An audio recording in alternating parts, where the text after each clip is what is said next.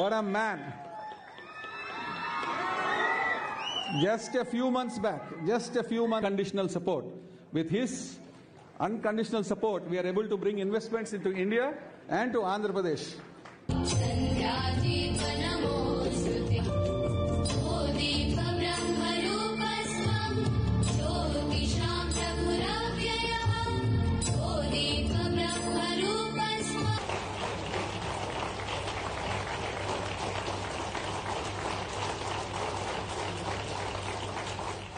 చరిత్ర సృష్టించే ఈ సమయంలో ఏమాత్రం కూడా అశ్రద్ధ లేకుండా అందరం కష్టపడితే నాకు ఏమాత్రం అనుమానం లేదు, వికసిత్ భారత్, స్వర్ణ ఆంధ్రప్రదేశ్. ఈరోజు కష్టాలు ఉన్నాయనే ఉద్దేశంతో నేను ఆత్మస్థైర్యాన్ని పోగొట్టుకోవడానికి సిద్ధంగా లేను. ఈరోజు మీరు చూసినప్పుడు ప్రధానమంత్రి గారు 2047కి భారతదేశాన్ని ఒక అగ్రదేశంగా 1, 2 ఆర్థిక వ్యవస్థలుగా తయారు చేయాలనుకున్నప్పుడు అందులో నెంబర్ 1 స్థానంలో నా తెలుగు జాతి ఉండాలనేది నా ఆకాంక్ష. అదే సమయంలో ఈరోజు చాలా కష్టాలున్నాయి. ఆంధ్రప్రదేశ్ వెంటిలేటర్ మీద ఉంది. మీ డాక్టర్గా మీరు ఇచ్చిన మెడిసిన్ వల్ల వెంటిలేటర్ నుంచి బయటకు వచ్చాం. ఇంకా కూడా ఆరోగ్యం బాగుపడలేదు.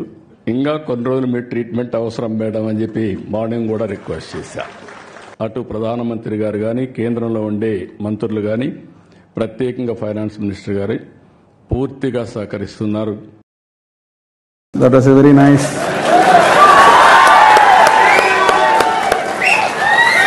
This is what we must learn from these two great gentlemen. We must forget the past, move on with the future. Such wonderful camaraderie between the two people. Please, all of you also do it in your life. Take the people along. అందరికీ మంచిగా జరగాలి, అందరికీ మంచిగా ఉండాలని. That's a wonderful message sir.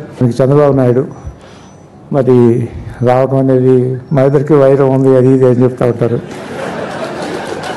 వైరాలు ఉన్నమాట వాస్తవమే, కానీ ఎప్పుడు ఒక రకంగా ఉండకూడదు కదా.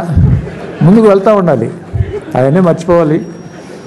భవిష్యత్తు అనేటటువంటిది ఆశాజనకంగా ఉండాలి అనేటటువంటిది నాకేం కోరికలు లేదు స్వామి. మళ్ళీ చంద్రబాబు నాయుడు గారు ఎవరైనా కాదన్నా మీ అందరికీ తెలుసు విషయాలు. మేమిద్దరం ఏదైనటువంటి అవన్నీ గతం, ఇక వాటి గురించి అవసరం లేదు.